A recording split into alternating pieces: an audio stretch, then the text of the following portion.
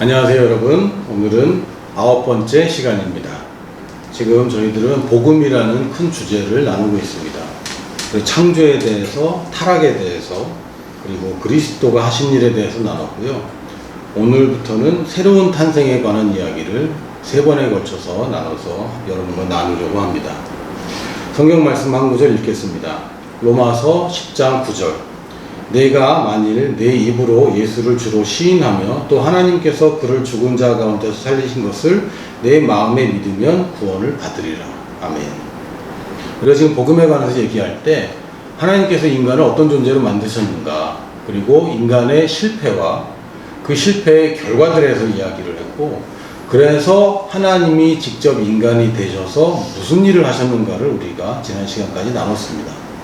이거는 역사적인 사실입니다. 2000년 전에 있었던 일이고, 우리가 믿든지 말든지 또는 그걸 인정하든 안 인정하든 반만 믿든 전부 다 믿든 상관없이 그것은 실제로 존재하던 사건입니다. 근데 지금은 2000년이 지난 지금 그것에 대한 어떤 물질적인 증거들이나 또 어떤 물증이 물질적인 증거네요. 물증이 없는 거죠. 오직 뭐만 있습니까? 증언만 있습니다. 그리고 그 증언조차도 직접 목격자가 아니라 증언을 들은 사람들이 나름 체험한 것을 증언하고 이 2000년 동안 여기까지 나와 있습니다. 이제 우리가 선택하는 것인데, 많은 사람들이 착각하는 것이 내가 행동으로 의로워지는 것과 그냥 예수님을 믿는 것, 그런다고 다 구원받냐라고 이제 그렇게 비판을 하시는 분들이 계시는데요. 복음은 공짜이긴 하지만 싸구려가 아닙니다. 그리고 공짜인 이유는 우리가 값을 지불할 수 없기 때문에 공짜인 겁니다. 어차피 네가 못 사. 예전에 한 미담을 들은 적이 있는데, 벤츠 운전사가 있었고 그 벤츠 차를 리어카를 끌고 가던 그 폐지를 쓰고 하던 할아버지인가 할머니인가가 벤츠를 긁은 거예요. 근데 이 주인이 나와 보더니 괜찮다고 안심하고 가시라고 그랬던 거죠. 이 사람이 왜 그랬을까요? 어차피 이 사람 돈 못 내요. 나는 낼 수 있지만 이 사람은 못 내요. 그러면 어떻게 되는 거예요? 그냥 공짜로 해주는 겁니다. 하나님이 보시기에도 인간은 어차피 지불 못해. 어차피 못 사. 그래서 공짜인 겁니다. 그러나 싸구려라는 얘기는 아니에요. 근데 참 재밌는 것은 공짜라고 하니까 사람들이 이거를 잘 안 믿는 거죠. 인간의 심리가 세상에 공짜가 없다는 걸 여러분 알고 있지 않습니까? 이런 맹목적인 사랑을 받아본 적이 없는 겁니다. 늘 조건적인 세계에 살아왔고, 그러니까 하나님이 난 아무것도 안 했는데 나 대신 예수님이 다 값을 지불했고 이 좋은 걸 나보고 가지라고? 이거 진짜냐?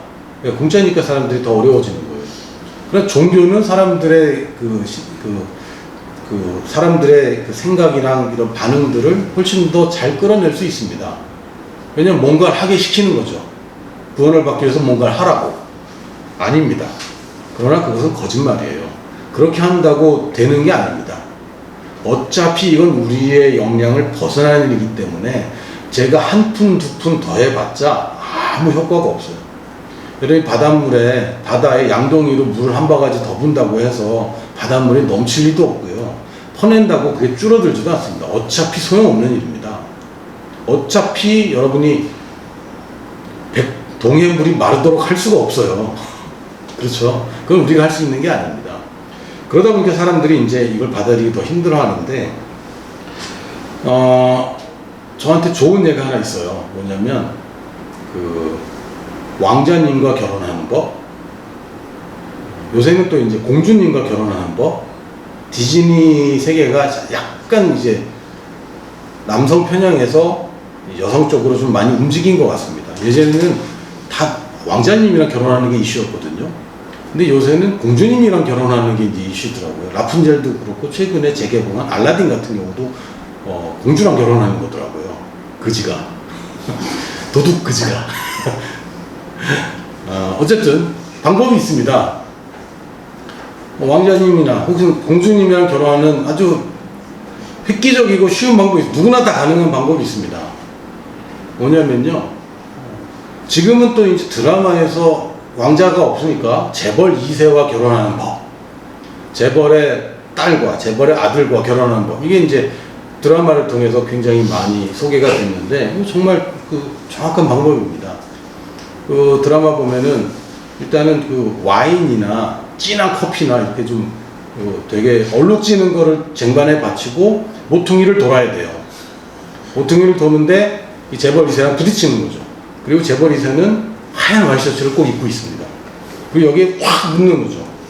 이 사람이 빡쳐서 막 화를 내는 거예요.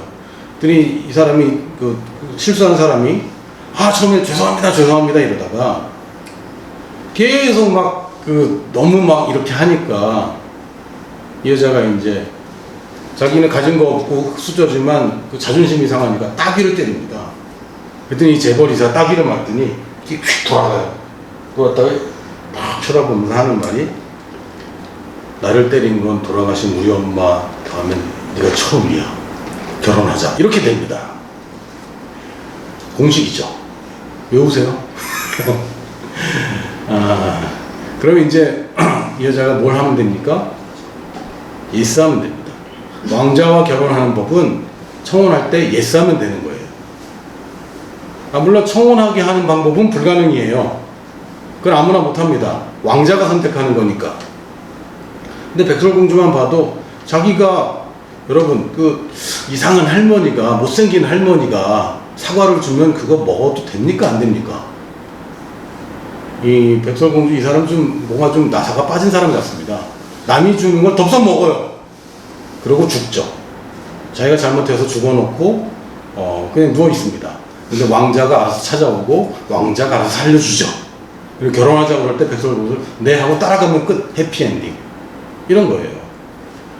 우리가 하나님을 움직여서 나를 구원하게 만들 방법은 없습니다. 하나님이 찾아왔을 때 예하면 되는 거예요. 근데 실제로 주님이 우리를 찾아오셨고, 이제 우리한테 남은 것은 선택만 있는 겁니다. 청혼은 왔고 거기에 네 할지 말지를 결정하는 겁니다. 근데 많은 사람들이 근데 나는 아직 뭐 이것도 안 되고 저것도 안 되고. 아니, 지금 여러분 디즈니 안 보셨어요? 그냥 받아들이고 그 다음에 변해가는 거지, 변한 다음에 받아들이는 건 아무 도움이 안 된다니까요. 아무 의미가 없습니다.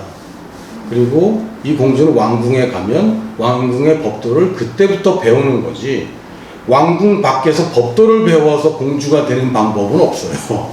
시험 쳐서도 안 되고 이거는 안 되는 겁니다. 특채만 가능한데, 이건 뭐가 같으냐면 2000년 전에 유서가 한 통이 작성됐습니다. 그리고 이 유서를 쓰신 분이 예수님이에요.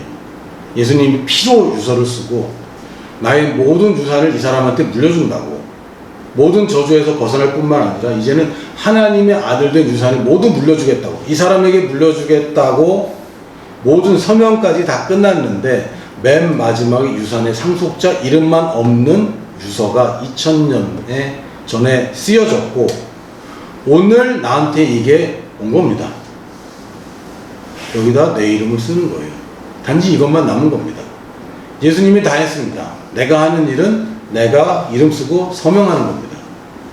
이건 내가 해야 돼요. 그래서 어마어마한 믿음으로 사인한 사람도 이거는 유효한 것이고, 설마 그래도 믿지는 거 없으니까 한번 해볼까? 그래도 유효한 겁니다. 이건 약속이기 때문에. 계약은 믿음의 여부와 상관없습니다. 어느 정도 믿음? 사인할 믿음만 되면 되는 거예요. 그러나 하나님과 나와 사이에 이 서류를 배송하고 할 우체국은 없잖아요. 예전에 가끔 산타클로스한테 이렇게 편지 쓰는 애들이 있는데 그게 막 노르웨이로 간다는 설도 있더라고요. 하나님께 편지 쓴다고 이게 갈 수는 없잖아요. 그래서 하나님은 유효하게 생각하시는 게 뭡니까? 구두 약속입니다. 말로 예스 하면 그걸로 끝나는 거예요. 여러분, 썸과 사귀는 거의 차이가 뭡니까? 썸은 그냥 서로 암묵적으로 저 사람도 날 좋아하는 것 같아, 나도 좋아하는데, 이게 썸이죠. 언제 이게 사귀는 게 됩니까? 사귀자, 그렇게 사귀는 거죠. 말하기 전에는 아무 일도 벌어지지 않는 겁니다. 그게 뭐 꼭 입으로 말하는 말이든 어쨌든 간에 뭔가 의사 표명이 돼야 되는데, 사람에게 입을 주셨고 언어를 주셨기 때문에 하나님께서 요구하시는 것은 말을 하는 겁니다. 내 입으로 내 마음으로 선택해서 말하는 겁니다. 예수님이 하신 일을 시인하는 겁니다. 예수님이 나의 구원자일 뿐만 아니라, 아니 예수님이 구원자면 사실은 진짜 왕 아닙니까? 이거 똑같은 개념입니다. 구원자이긴 한데 왕이 아니야. 불가능하죠. 나를 구원하신 분이 진짜 왕이에요. 아무나 날 구원 못해요. 지금 사탄과 죽음 아래에 있는 나를 구원할 수 있으면 이분이야말로 진짜 왕이고, 진짜 왕인데 내가 어떻게 이분한테 복종을 안 하고 살 수 있어요. 불가능한 얘기입니다. 이 불가능한 걸 사람들이 가능하게 하고 있죠. 할렐루야. 말할 수 있는 믿음이면 되는 겁니다. 사람들이 자꾸 물어봐요. 얼만큼 믿어야 되냐. 그리고 전에 한번 영접했는데 그때는 제대로 믿었던 것 같지가 않대. 그럼 다시 영접하고. 그럴 수 있습니다. 그럴 수 있어야 돼요. 왜냐하면 저도 여러 번 했거든요. 그럼 안 된다 그러면 저도 큰일 나요. 저는 예수님을 12살 때 믿었습니다.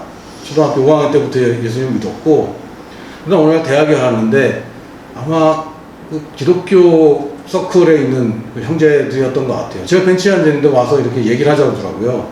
근데 딱 이제 눈치 보면 알죠. 그래서 저는 교회 다닌다고, 개척교회 잘 섬기고 있고, 저는 그 청년 회장이라고 이렇게 얘기했어요. 그랬더니 영접했냐고. 그때 당시 제가 영접이라는 용어를 잘 몰랐습니다. 그래서 영접은 모르겠고 난 예수님을 믿는다고. 근데 영접을 안 하면 구원을 못 받는다는 거예요.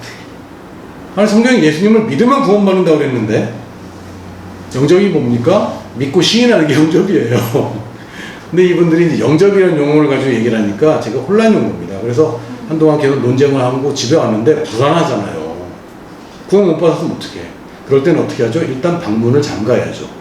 방문을 잠그고, 누가 보면 창피하니까 방문을 잠그고 방 한가운데 무릎을 꿇고 앉아서 주님 영접합니다 라고 제가 기도했습니다. 그래서 이제 영접한 거죠.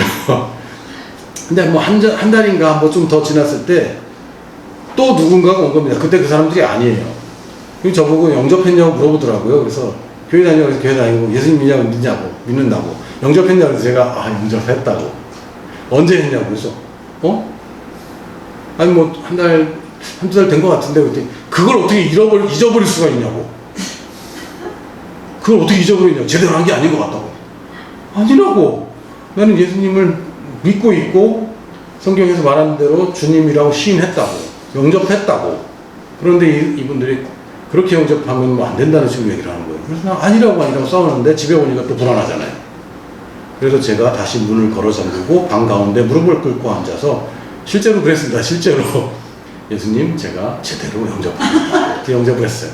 그리고 그 날짜를 잊어버리면 안 되기 때문에 성경 앞에다가 써놨습니다. 그리고 나중에 성경을 잃어버렸죠. 지금도 저한테 그게 몇 년도, 몇 월, 며칠, 몇 시냐고 물어본다면 저는 기억을 할 수가 없어요. 영접은 그런 식으로 종교적이고 율법적으로 하는 게 아닙니다. 얼만큼 믿어야 되냐면 입으로 말할 만큼 믿으면 됩니다. 한국 사람한테 참 좋은 예가 있어요. 뭐냐면요, 여러분 한번 따라해 보세요. 한번 해보세요. 독도는 일본 땅.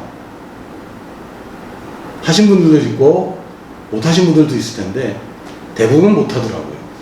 그리고 대부분 하래니까 했는데 마음이 찜찜해. 그건 하래니까 한 거지 안 나와요. 왜요? 안 믿어지기 때문에. 그건 믿을 수 없고 인정할 수 없기 때문에.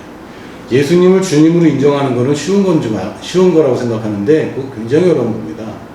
분명히 영적으로 죽은 자이고 사탄의 아래에 있는 자이고 죄인인 상태에서 하나님 보내신 이 독생자 아들을 나의 구원자와 주인으로 인정하는 것은 이거 그냥 되는 게 아닙니다. 그래서 얼만큼 믿어야 되냐면 입으로 말할 만큼. 그렇다고 그냥 이렇게 얼버무리고 말하고 대충 말하고 그런 게 아니라 여러분이 복음 전할 때 실제로 잘 설명을 해주셔야 돼요. 네가 선택하는 거라고. 네가 이 선택을 하면 영원한 생명을 갖는 것이고 네가 거절하면 다음 기회가 있을지 없을지는 나도 모른다.